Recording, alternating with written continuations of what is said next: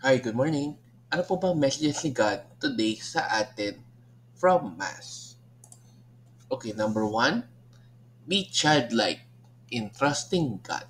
So, ibig sabihin po nun is maging mga bata tayo na trusting, open, ayan. So, pag tinras natin yung God, si God pala, kaya natin mga bata or kung paano tayo maging bata ulit na basta trust lang natin si God sa lahat po ng mga bagay.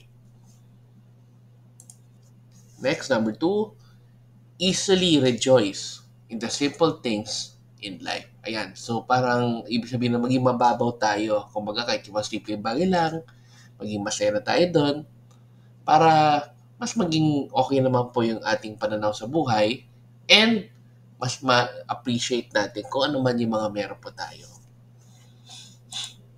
Number three, allow ourselves to be surprised by grace. Ayan. So, kapag nabigyan tayo ng blessings or biyaya ng Diyos, maging surprise tayo agad at wag tayong parang hindi natin na-appreciate yung mga grasya po na yun.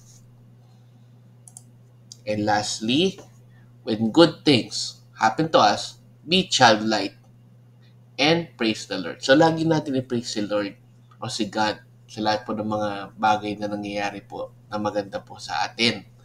Kaya lagi lang po tayo magdasal, magpasalamat sa Kanya, and like sinasabi ko nga before or sa mga previous mga videos natin, lagi tayo mag-set ng time with God to pray.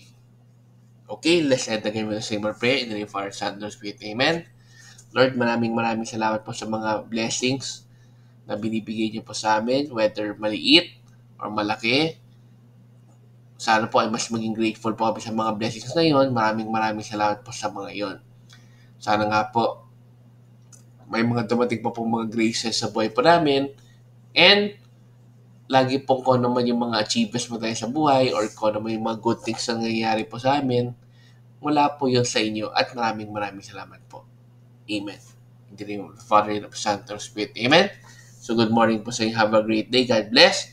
And let's end again with a simple Thanksgiving daily thank you prayer. Lord, thank you very much for all the blessings that you are giving us every day. Thank you for our food, safety, security, guidance, and all your blessings. Please avoid us getting sick from all illnesses and forgive us for all our sins. Lord, I pray that all our hopes and dreams will come true in your own time. Again, Lord, thank you for all the blessings that you have given us. Amen.